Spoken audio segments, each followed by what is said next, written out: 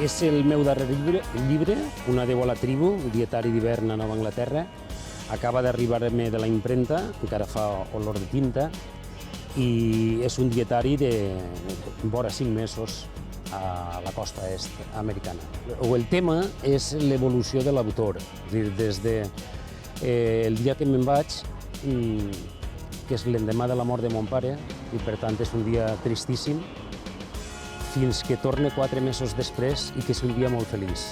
I per tant, diríem, el dietari és la història de la meva evolució.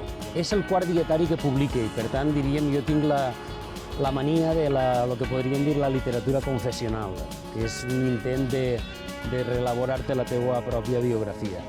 I en esta ocasió, que estava lluny, i com diria Foix, sol i de dol, era imprescindible anar posant per escrit allò que anava vivint.